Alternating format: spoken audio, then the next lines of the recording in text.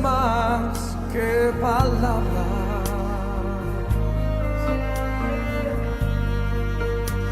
que es más que palabras, es más que una canción.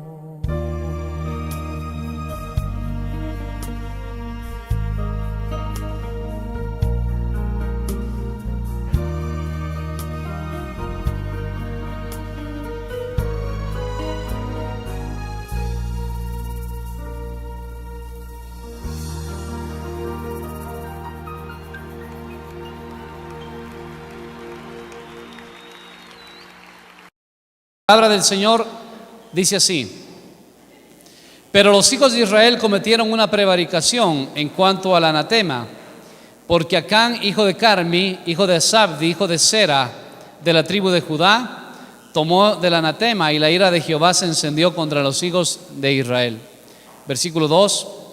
Después Josué envió hombres desde Jericó a Jai, que estaba junto a Bet-Aven, hacia el oriente de Betel, y él les habló diciendo: subid y reconoced la tierra. Y ellos subieron y reconocieron a Jai. Y volviendo a Josué le dijeron: no suba todo el pueblo, sino suban como 2,000 o 3,000 hombres, y tomarán a Jai. No fatigues a todo el pueblo yendo allí, porque son pocos. Y subieron allá del pueblo como 3,000 hombres, los cuales huyeron delante de los de Jai, y los de Jai mataron de ellos a unos, ¿cuántos? 36 hombres, y los siguieron desde la puerta hasta Sebaraín, y los derrotaron en la bajada, por lo cual el corazón del pueblo desfalleció y vino a ser como agua. Versículo 6. Entonces Josué rompió sus vestidos y se postró en tierra sobre su rostro delante del arca de Jehová hasta caer la tarde, él y los ancianos de Israel, y echaron polvo sobre sus cabezas. Hasta ahí oremos. Padre, gracias te damos por tu palabra. Queremos pedirte, mi Señor, que tú nos hables a través de ella, y que el día de hoy salgamos ministrados por el poder de tu Espíritu Santo, Señor. Te agradecemos por lo que haces, por lo que has hecho, y aún por lo que harás en medio nuestro, Señor. En el nombre de Cristo Jesús. Amén y amén. El día de hoy vamos a estar hablando bajo el tema manteniendo la conquista. Manteniendo la conquista. El libro de Josué que acabamos de leer es un libro que sin duda habla acerca de conquista, ¿verdad? Nos habla acerca de cómo Dios se movió para poder conquistar la tierra prometida. La palabra del Señor nos muestra de que Israel salió de Egipto y Dios le había dado una orden de que entrara a Canaán y conquistara esa tierra de Canaán. Y pues así lo hicieron, ¿no es cierto? Entró Josué con todo el pueblo, y dice la palabra del Señor de que pues el pueblo llegó hasta un lugar llamado Cades Barnea, que era el lugar antes de entrar a la tierra prometida. Y cuando estuvieron ahí preparándose para entrar a la conquista, Dios les dio varias instrucciones al pueblo. Les dijo: primero deben hacer algo, santificarse. Eso es Josué capítulo 3, versículo 5. Le dice: santificad al pueblo, porque Jehová hará maravillas con vosotros. Y así lo hicieron, ¿verdad? Se santificaron. Después les dijo: es más, ustedes les falta hacer algo, les falta hacer un pacto conmigo. Y eso es Josué capítulo 5. Dice que Dios les pidió que se circuncidaran. La circuncisión es la señal del pacto en el Antiguo Testamento, como es el bautismo en el Nuevo Testamento, ¿verdad? Entonces tenían que hacer un pacto delante de Dios. ¿Para qué? Para poder entrar a la tierra prometida. Escuche bien: santificación, ¿qué más? Pacto delante del Señor. Y lo siguiente que hicieron fue que recibieron instrucciones de parte de Dios. El mismo ángel de Jehová, que dice la Biblia, ¿verdad?, se presentó con Josué y le dio las instrucciones. Josué buscó a Dios, y cuando buscó a Dios le dio las instrucciones exactas de cómo debían conquistar. Y de hecho ellos son un pueblo que comenzaron a conquistar. Pero no solamente eso, sino que les dijo, ¿verdad?, van a conquistar. Y la primera ciudad que tenían que conquistar, ¿cómo se llamaba? Jericó. Jericó, dice la Biblia, que era una de las ciudades más importantes que existían y más fuertes. De hecho, para que usted me entienda, la situación geográfica de Jericó ayudaba para que no sea conquistada. Jericó es una herradura hasta el día de actual, ¿verdad? Han habido 28 veces que han reconstruido Jericó, pero eso es otro tema. Era una herradura, exactamente, donde había montañas y la gente no podía entrar por esos lugares. El único lugar que tenían para entrar era la parte frontal de aquella herradura, pero en aquella herradura había una muralla en la parte de adelante. Y dice la Biblia que esa era una ciudad poderosa. Sus muros eran muy grandes, ¿no es cierto? Y definitivamente conquistar Jericó era prácticamente conquistar ya todas las demás ciudades, porque era una ciudad muy populosa, era una ciudad importante, una ciudad que le tenían respeto para irse en contra de ellas. Y Dios les dijo, ya saben lo que les dijo, ¿verdad? ¿Qué tienen que hacer? Den, ¿cuántas vueltas? 7 vueltas, y al séptimo día saquen el arca de Dios, saquen trompetas, y que hagan al contar 7 vueltas, tenían que gritar. Y dice la Biblia que así lo hicieron, ¿verdad? Hicieron las 7 vueltas y gritaron, y cuando gritaron la muralla cayó. Era una muralla de 3 a 5 metros aproximadamente, y cuando gritaron la muralla cayó, pero cayó para adentro, ¿verdad? Y solamente la parte de la ex prostituta llamada Rahab se quedó en pie. Y la palabra de Dios dice que ellos tomaron todo ese lugar, pero Dios les había dicho en Josué capítulo 6, en el versículo 18, que ellos no pueden tomar absolutamente nada de lo que estaba en el lugar. Todo lo que estaba en el lugar, en Jericó, sea la plata o sea el oro, tenían que entregárselo al Señor y hacer pacto con eso delante de Dios. Es decir, que eso iba a ser exactamente para la casa de Dios. Pero sucedió, ¿verdad? Como siempre, alguien por ahí que ve la instrucción y piensa que Dios exactamente no está queriendo decir todo lo que dijo, sino que tal vez Dios está siendo exagerados. Pues dice la Biblia que un hombre llamado Acán tomó un manto babilónico con algunos siclos de plata y un lingote de oro. Y ahí comienza el problema. ¿Por qué? Porque ellos en ese momento tenían que seguir conquistando. Pero ¿qué pasó? Paró la conquista. ¿Saben por qué paró exactamente? Por este hombre. Entonces, yo quiero hablarle durante esta mañana de que usted tiene que hacer por lo menos 3 cosas para seguir conquistando. Puede ser que ya Dios te ha bendecido y has conquistado ciertas cosas. Puede ser en tu familia, en tu casa, en tus finanzas. Puede ser, no sé, en el ministerio, en tu trabajo. En alguna área de tu vida has conquistado y de repente dices, qué raro, dejé de crecer, dejé de avanzar, dejé de conquistar. ¿Por qué será? Y puede ser que te vayan a ayudar esos 3 principios, por lo menos básicos, que yo veo aquí, para que puedas mantener la conquista. Porque saben que una cosa es conquistar, otra cosa es mantenerlo conquistado. ¿Sí o no? Muchos matrimonios fracasan porque dejaron de conquistar. ¿Sí o no? Conquistaron a su esposa, pero como ya la conquistaron, se olvidaron. Ah, no, ella es mía, es mi esposa, ella está conquistada. Y ese es un problema. Por eso muchos matrimonios fracasan aún el día de hoy todavía, porque piensan que es el noviazgo únicamente para conquistar. Pero bueno, yo quiero darte por lo menos 3 principios para que tú puedas mantener la conquista en cualquier área. Y lo primero que yo veo es que no tienes que confiarte. Dile que está a tu lado, no te confíes, dile. No seas confiado, dígale. ¿Por qué? Porque ellos, ¿qué hicieron? Habían conquistado ¿a cuál? A Jericó. ¿Qué era? ¿Recuerdas tú en una ocasión este hombre llamado Gedeón en el libro de Jueces, en el capítulo 6 y 7? Dice la palabra del Señor que él tenía un ejército de 32,000. ¿Y Dios qué hizo? Le quitó 31,700 y solo quedaron 300. ¿Por qué? Porque Dios le dijo, son muchos, y ustedes el momento que ganen van a decir, es porque somos muchos que ganamos, así que necesito solo 300, que sean pocos más bien. Ellos pensaron que por ser pocos o por ser muchos iban a ganar. No. Y aquí está el problema. Nosotros pensamos a veces que es por nosotros que ganamos. Mira lo que dice 1 Corintios capítulo 4 versículos 6 y 7. Pero esto, hermanos, lo he presentado como ejemplo en mí y en Apolos, por amor de vosotros, para que en nosotros aprendáis a no pensar más de lo que está escrito. Escuche, no sea que por causa de uno, ¿qué va a pasar? Os envanezcáis unos contra otros. No piensen que por el orgullo de uno, los demás también van a caer en el mismo juego de orgullo. Porque usted no debe creer que es por usted. Versículo 7, aquí está la clave. Porque ¿quién te distingue? ¿O qué tienes que no hayas recibido? Y si lo recibiste, ¿por qué te glorías como si lo hubieras recibido? ¿De qué está hablando el apóstol? El apóstol está diciendo: todo lo que tú tienes es porque Dios te lo ha dado. Y todo lo que Dios te lo ha dado significa que no es por ti, es porque Él te lo dio. Vea, se lo pongo de esta manera.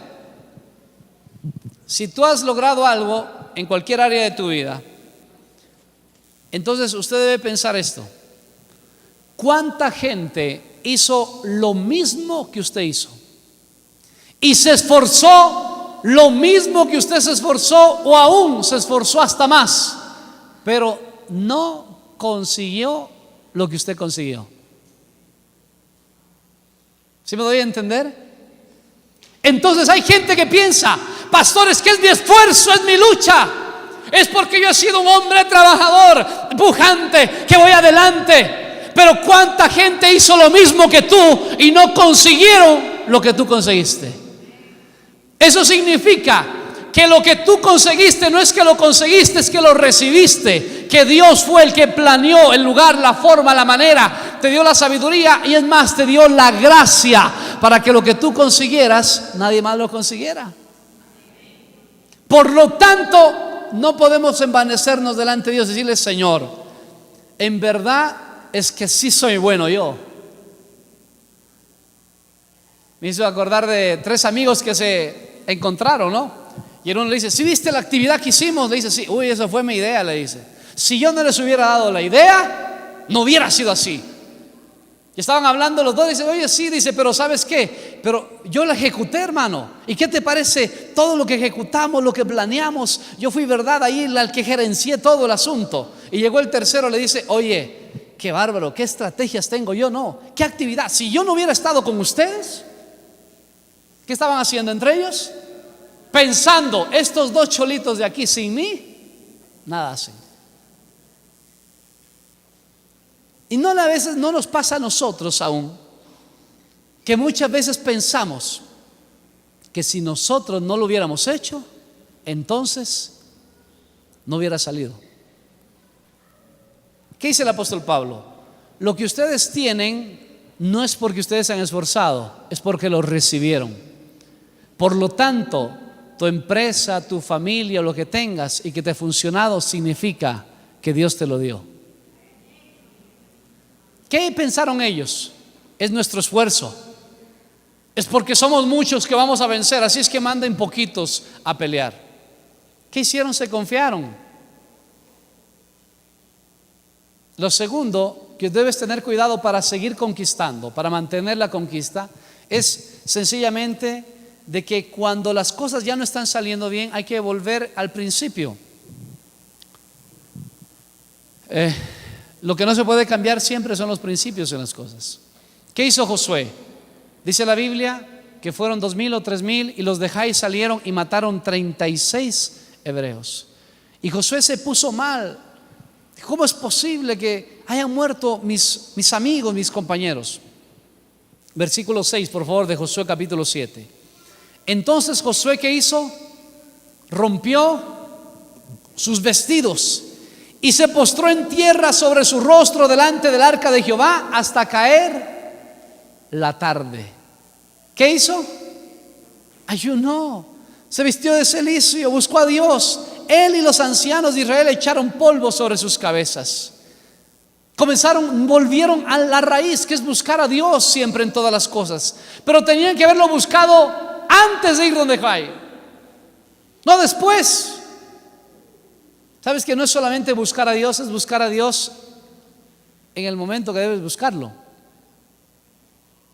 Versículo 7. Y Josué dijo: Señor Jehová, ¿por qué hiciste pasar a este pueblo del Jordán para entregarnos en las manos en los amorreos para que nos destruyan? Ojalá nos hubiéramos quedado al otro lado del Jordán. Ay, Señor, ¿qué diré? Ya que Israel ha vuelto la espalda delante de sus enemigos. ¿Qué estaba haciendo Josué? Ay, Señor, ¿qué diré? Versículo 9: porque los cananeos y todos los moradores de la tierra oirán y nos rodearán y borrarán nuestro nombre de sobre la tierra. ¿Qué estaba preocupado Josué? Mire, mi querida iglesia, Josué había sido de la generación ¿de dónde? Del desierto.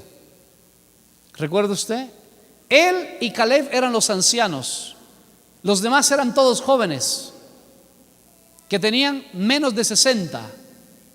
Esa es la verdad. Pero toda esa generación de Josué había sido una generación quejumbrosa. ¿Y él a dónde volvió? Él volvió al lugar de donde salió, porque comenzó a reclamarle a Dios. Porque así es la gente. Pero ¿qué hay que hacer? Hay que volverse al Señor. Dile al que está a tu lado, dile: Dios siempre tiene la respuesta. Dile, aunque a veces no es la que quieras.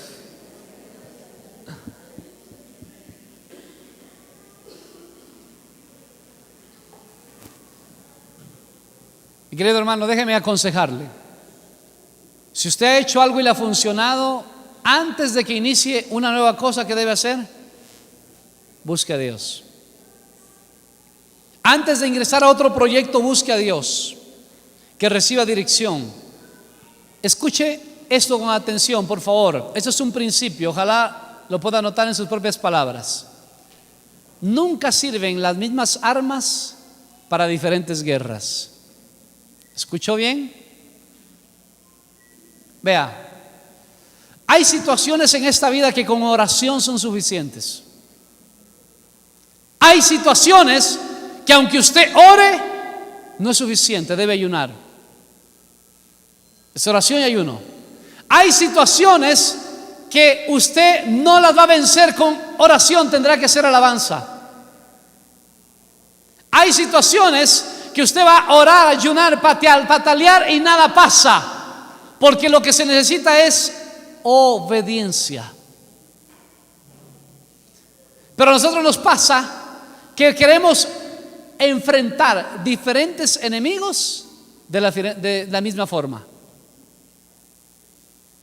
Vea, le voy a dar el dato aquí.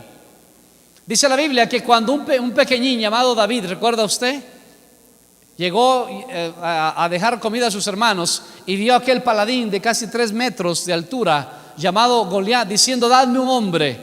Dice la Biblia que David dijo: ¿quién es este incircunciso filisteo? Y fue a hablar, ¿verdad?, con el rey, y el rey le prestó ¿qué? La armadura, porque él pensaba que una persona tiene que batallar frente a un paladín ¿con qué? Con armadura. Esa era su concepción. Pero David dice: no, yo no puedo usar esto, ¿verdad? Y comenzó a caminar mal y todo el asunto. Dice: no, esto no me sirve. Se sacó y se llevó su mismo traje. Solo llevó 5 piedras. Y llegó 5 piedras porque habían 5 gigantes. Y usted lo va a ver esto después. En el libro de Reyes, en el libro de Samuel, dice que habían 4 hermanos más de Goliat. Porque alguien dice: llevó 5 piedras por si acaso. David era precavido. Mentira. David creía que necesitaba una piedra para cada uno, por si acaso estos bandidos no son de palabra. Si mato a Goliat, ¿qué tal si se me vienen los 4? ¿Qué hizo? Llevó 5 piedras. Pero mire cómo somos los hombres. Y usted sabe lo que pasó, ¿verdad? Goliat se le rió: vienes a mí, yo piensas que soy un perro, que mandas un muchachito aquí con palos, ¿verdad? Y usted sabe lo que hizo David. Ya usted ni le cuento la historia. Pues, y mató a Goliat.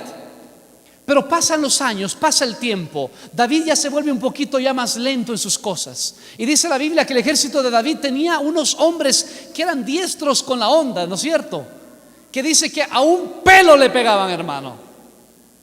Ponía usted un pelo y ellos cogían, ahí está, y se la pegaban. Literal. Pero ¿qué pasó? Pasó el tiempo y David tiene otra batalla. Y tiene una batalla con otro gigante. ¿Y qué lleva David? La honda. Y no sabía que tenía que llevar Yamaha. No, mentira. lleva su misma onda, pero tiene los gigantes. ¿Y qué hace con los gigantes? Él piensa que va a vencer de la misma manera, pero ¿sabes qué? No le funcionó. ¿Por qué? Porque nunca sirve la misma estrategia con diferente enemigo. Te lo voy a poner así, te lo voy a hacer mucho más claro. Hay personas que dicen: pastor, ¿por qué será que estoy mal económicamente? Oro a Dios, ayuno, me pongo de cabeza, pastor. Trabajo todo el día, me levanto temprano, descanso tarde, soy diligente. La pregunta es: ¿estás obedeciendo? Pastor, ¿por qué?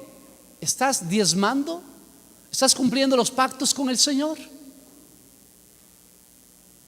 Entonces, tú vas a orar y vas a ayunar y la deuda sigue.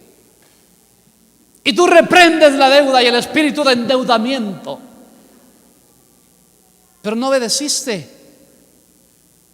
Y las cosas te van mal. Dice: Señor, ¿qué es lo que pasa? Yo te sigo a ti, Señor, si soy tu hijo. Dice Dios: no sirve eso. ¿Por qué? Porque no obedeces. ¿Me estoy dando a entender? Mira, mi querida iglesia, nunca pienses aún que cuando tú estás en el Señor y vas creciendo, vas a encontrarte con nuevos gigantes, y cada vez gigantes más poderosos uno que otro. Si en el uno te sirvió la oración, no te digo que dejes la oración, te digo que en el siguiente vas a tener también que ayunar, porque ese lo venciste con oración. El siguiente se vence con oración y ayuno, y el siguiente otro nivel más en tu vida y se vence con oración, con ayuno, y ahora te enseña Dios a alabar. ¿Sí me estoy dando a entender? Y el próximo nivel ya no es solamente oración, ayuno y alabanza. Ahora es, ¿sabes qué? Predicación de la palabra. Y así el Señor te va dando cosas tras cosas. Por lo tanto, no pienses que lo mismo sirve todo el tiempo. Siempre hay algo, Dios, que te va a enseñar en el próximo enemigo que tengas que enfrentar. ¿Qué le pasó a este hombre? Somos un pueblo grande, confiamos en nosotros mismos, es la misma estrategia. En fin, vayan. Mira, qué importante lo que hizo este hombre llamado Josué. Su pueblo estaba aniquilado, muerto. Pero no solamente que ya se dio cuenta cuál era el problema, buscó a Dios. Y hermano, y busca a Dios de una manera tan tremenda. ¿Y sabes qué? Entonces tengo que darte un consejo aquí para que puedas seguir conquistando. Debes buscar a Dios a tiempo. No lo hagas fuera de tiempo. Hay cosas que están fuera de tiempo y que te van a servir como parches, no como soluciones profundas. Isaías capítulo 55 versículo 6: buscad a Jehová mientras pueda ser hallado, llamadlo mientras esté cerca, mientras está cercano. Eso es Isaías 55 versículo 6. Deje el impío su camino y el hombre inicuo sus pensamientos, y vuélvase a Jehová, el cual tendrá de él, que dice, misericordia, y al Dios nuestro, el cual será amplio en perdonar. ¿Qué debes hacer entonces? Guardarte en santidad. Mira si hay pecado. ¿Por qué te postras, Josué? Mira a tu pueblo. ¿Qué le dijo? Israel ha pecado. Es nuestro deber buscar en medio de la tribulación a veces por qué inicia la tribulación. Puede ser que sea una prueba en verdad, como lo fue para Abraham, pero puede ser también que sea parte, ¿no es cierto?, producto del pecado del hombre, la tribulación de una persona. ¿Recuerda usted lo que dijo Job? Y así creo que deberíamos orar. Señor, le dijo, hazme entender por qué contiendes conmigo. ¿Qué estaba buscando Job? Señor, hay algo en mi vida que está mal, házmelo saber, por favor.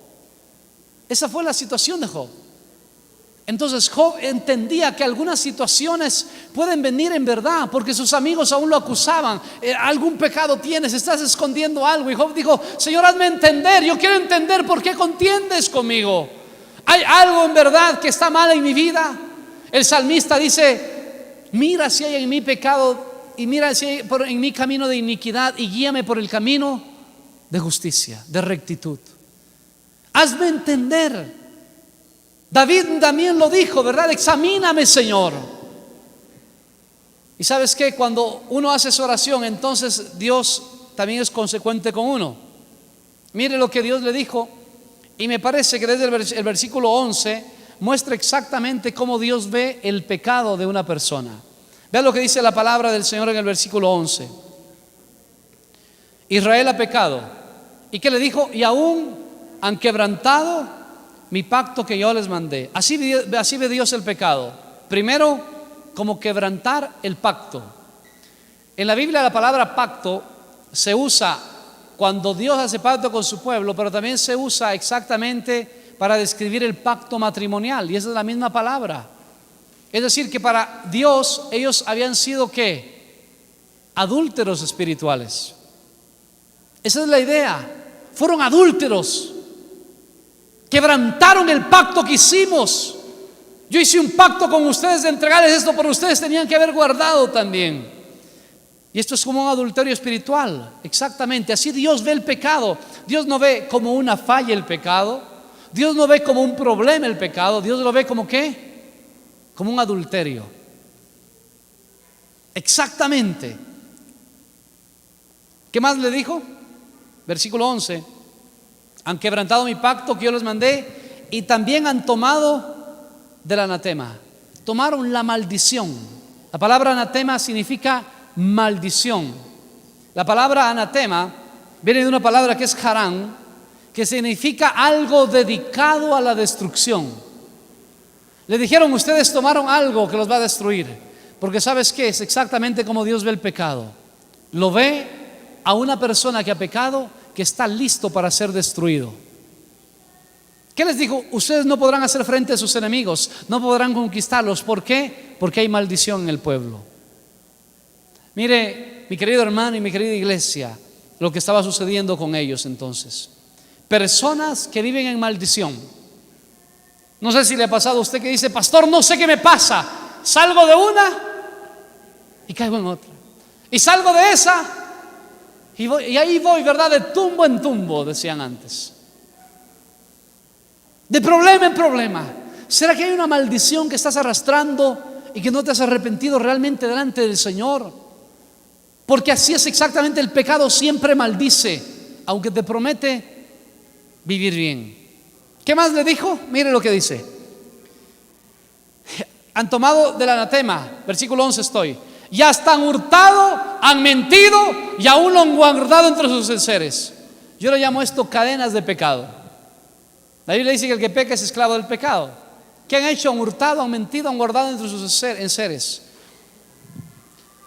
Te quiero dar, hermano, la clave para vivir bien. Huye del pecado. Y huye con rapidez. Proverbios capítulo 22 versículo 3 dice: el avisado ve el mal y ¿qué hace? Y se aparta y se esconde, mas los simples pasan y reciben el daño. Yo tengo anotado aquí, no lo puse en pantalla, pero tengo anotado aquí en mis apuntes por lo menos 8 pecados que hizo Acán. 8. Nunca un pecado viene suelto. Nunca un pecado viene suelto. ¿Sabes qué nomás hizo Acán? Primero, Acán, ¿sabes qué fue? Fue desobediente. Por cuanto hizo todo lo contrario a lo que Dios le direccionó. En Josué 6:18 le dijo: no tomes el oro, la plata, no tomes nada de ellos. ¿Y qué hizo Acán? Dice la Biblia que Acán, en medio de la conquista de Jericó, tomó que el lingote de oro, los siclos de plata, y tomó que también el manto babilónico, y lo escondió en su casita. Sabes que yo me he puesto a pensar, ¿por qué Acán tomó el oro y la plata? Si ellos, cuando salieron de Egipto, salieron cargados ¿de qué? De oro. ¿Para qué le iba a servir el oro? Si el oro de ellos prácticamente ya no les iba a servir en nada. Pero eso fue durante los 40 años. En Josué capítulo 5 dice la Biblia que el maná cesó. ¿Qué significaba eso? Que ya no tenían que comer de lo que Dios les entregaba, sino que tenían que esforzarse. Él pensó, si cesó el maná, porque durante los 40 años ninguno de ellos sembró y comieron. Durante los 40 años ninguno de ellos se esforzó y tenía lo necesario. Cuando querían codornices, se las pedían y después hasta por las narices se les salían. Es decir, que durante los 40 años ellos pasearon nada más. Y él vio durante todo el tiempo, pero él pensó, yo creo que él pensó, ahora que entro a un lugar nuevo, a un nuevo reto, a Canaán, ¿cómo? ¿Y qué hizo? Vio el oro. ¿Se da cuenta? Le voy a decir entonces, aquí hay un principio de que cuando tú estás entrando a un lugar desconocido, pues, o cuando entras a un nuevo reto, Satanás siempre te va a tentar con algo.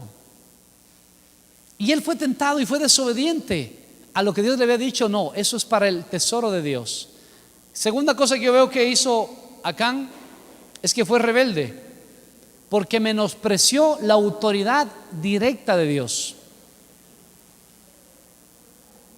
Tercer pecado, fue codicioso e idólatra por el afán de las riquezas. Las puso por encima del propio Dios. ¿Tú sabías que una persona codiciosa es un idólatra? Una persona que le gusta la avaricia. ¿Qué más fue? Fue cobarde y encubridor. Fue cobarde y encubridor. Por cuanto ocultó su pecado hasta que fue descubierto. Quinto, ¿sabes qué fue? Fue mentiroso. ¿Qué le dijo Dios? Han mentido. Eso es palabra de Dios directa. Han mentido. ¿Qué más fue? Fue un homicida. ¿Por qué? Sencillamente por cuanto murieron hermanos por culpa de su pecado interno. No pudieron conquistar a Jai. Él era el culpable de los 36 muertos. 7. Fue un ladrón. Por cuanto se quedó con la plata y el oro que debían haber sido para el tesoro de Jehová. ¿Fue un ladrón o no? Por supuesto. Y 8, fue maldito. Maldito. Fue anatema. ¿Por qué? Porque sencillamente se fue en contra de la palabra de Dios. ¿Cuál es el problema de no santificarse, hermano? No podrás enfrentar a tus enemigos. Sencillamente. Cuando una persona deja de buscar la santidad, se hace una persona débil, se hace fácil para el mundo, se hace manipulable, se hace una persona fácil de conquistar en cualquier cosa.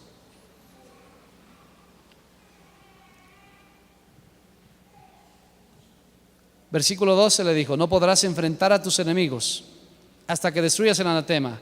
¿Y sabes qué es lo que me preocupa más? El versículo 12 dice: ni estaré con vosotros. Es el mismo versículo 12.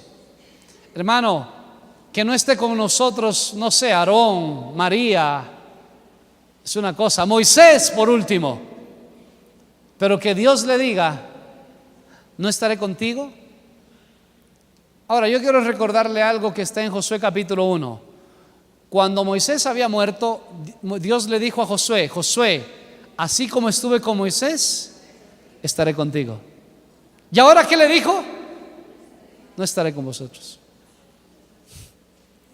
Es decir, hermano, que aunque Dios te haya bendecido y haya estado contigo durante todo el tiempo, eso no significa absolutamente que aunque tú te apartes del Señor y no vivas para Dios, Dios va a seguir ahí. No voy a estar con vosotros. Sencillamente, tienen que destruir el anatema. Esta es una de las cosas más terribles que le puede pasar a una persona. Moisés le dijo en una ocasión a Dios: Dios, si tu presencia no va conmigo, no nos saques de este lugar. Eso sabía Josué. Hay personas que piensan, ¿verdad?, que sencillamente que porque Dios les dio una promesa ya es suficiente. No. ¿Qué le dijo el versículo 13? Levántate, Josué, ¿y qué haz? Santifica al pueblo. Y escuche, y di, santificaos ¿para quién? ¿Para cuándo? Diga conmigo, santificaos para mañana. ¿A quién le dijo eso? Escuche, y Josué le dijo al pueblo, mire, versículo 13, y santificaos para mañana, porque Jehová el Dios de Israel dice así: anatema hay en medio de ti, Israel, no podrás hacer frente a tus enemigos hasta que hayas quitado el anatema de en medio de vosotros. Escuche por favor, mi querido hermano, la palabra del Señor dice que le pidió santificarse hasta mañana. Eso significa que Dios le dio una oportunidad. ¿A quién? A Acán. Porque este hombre llamado Josué se lo dijo al pueblo: mañana tenemos que estar todos limpios. Le estaba diciendo a Acán, sin saber quién era todavía: puedes arrepentirte. ¿Y qué hizo Acán? Yo me imagino que Acán dijo: ¿cuál sería el infeliz aquí que nos hizo matar 36 personas? Yo no sé qué diría Acán, pero me imagino que Acán estaba como diciendo: no me van a descubrir, nada va a pasar. La Biblia dice que todo lo que tú hagas en secreto se va a publicar. ¿En qué? Público va a ser el asunto. ¿Le pasó a David o no le pasó? 9 meses y un poco más de poder arrepentirse. ¿Y qué hizo Dios? Tuvo que hacer lo que él hizo en secreto, ponerlo en público a su hijo. Por cuanto tú en secreto pecaste, ahora te voy a exhibir en público. Mi querido hermano, no hay un solo pecado en esta tierra, por más secreto que sea, que Dios no tenga la capacidad de publicártelo. Te hago una pregunta: si tú estás ocultando algo, ¿te gustaría que salga en Facebook?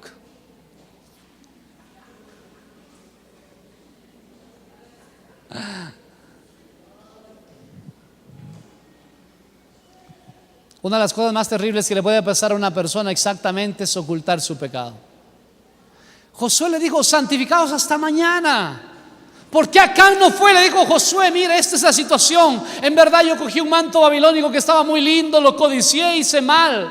Por favor, ayúdame a pedir perdón delante de Dios. Yo soy el culpable de esto. ¿Pero qué ocurrió? Hermano, es que el pecado es audaz, ¿verdad? Todavía ahora me imagino que Acán, no sé qué hizo esa noche, a lo mejor no pudo dormir. Y dice la palabra del Señor que entonces comenzó al siguiente día Josué a llamar tribu por tribu, familia por familia, y cayó la suerte en la familia de Acán. Y acá Josué le dijo: dime lo que pasó, Acán. Y Acán le dijo: en verdad, cogí un manto babilónico, lo codicié. ¿Y dónde está? En mi casa guardado. ¿Sabes qué es lo peor de la gente el día de hoy? Que pecan y que todavía lo llevan a su casa. Qué tremendo, ¿no? ¿Dónde lo había guardado? En su tiendita ahí. Su familia estaba encima del anatema, sobre la maldición, y no se le daba nada. Fue, lo trajo, y dice la Biblia, ¿qué hicieron ese día? Lo apedrearon. Pero no solamente lo apedrearon a Acán. ¿Apedrearon a quién? A Acán y su familia. Murieron. El día de hoy la gente piensa que cuando peca, peca sola.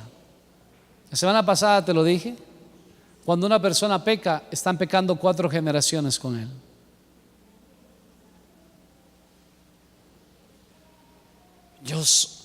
Yo hago lo que a mí me da la gana, porque es mi vida. Tu vida y la de 4 generaciones más. Murió sus hijos. El pecado trae destrucción a la familia. Nunca una persona que peca puede pensar exactamente que está pecando solo. Esa persona está pecando con 4 generaciones más. Entonces, cuando una persona miente, están mintiendo 4 generaciones más. Cuando una persona no sé, odia, vas a dejar una raíz de odio a tu familia. Cuando una familia entonces, no sé, cuando una persona adultera, están adulterando, tus hijos están acostándose en la cama también contigo. Y tus nietos y tus bisnietos. Qué duro. Querida iglesia, no hay otra forma de tener victoria sino a través de la santidad. Todo lo demás que parezca victoria y donde no hay santidad es simplemente una neblina que se va a caer. ¿Qué tienes que hacer? Si has estado viviendo en victoria, no te confíes.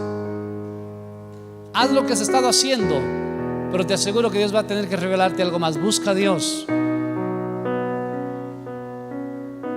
Examínate a ver qué hay en mi corazón. ¿En verdad está mi corazón bien delante de Dios? ¿O es que mi corazón está alejándose del Señor? Para mantenerse en victoria hay que mantener los principios, sobre todo el de santidad. Hace unos meses atrás alguien me dijo: pastor, es que a veces yo voy a la iglesia, dice, y claro, las predica y todo, dice, es muy lindo y todas las cosas, pero a veces escucho tanto sobre santidad que me da miedo, dice. ¿Por qué predica tanto de santidad? Yo le digo que sencillamente que sin santidad la Biblia dice que nadie verá al Señor. Entonces yo no quiero entretenerte a ti. Yo no quiero ser el payaso para entretenerte y darte un entretenimiento que digas: wow, asisto a la iglesia del payaso Celi. No, yo no soy payaso, yo soy pastor.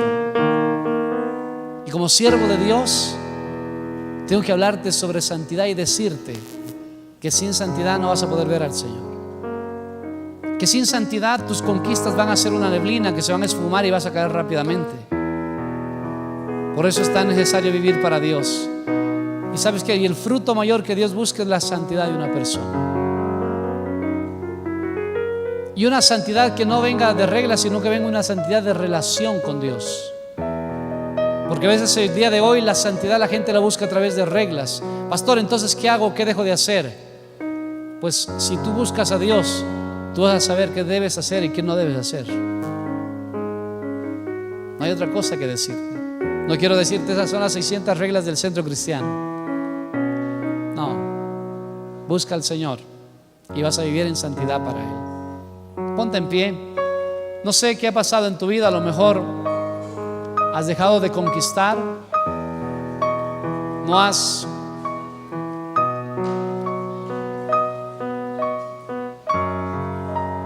No te has examinado durante ese tiempo. Cierra tus ojos, levanta tus manos al cielo. ¿Qué palabras? Porque es más que palabras. Porque es más que palabras. Es más que una canción.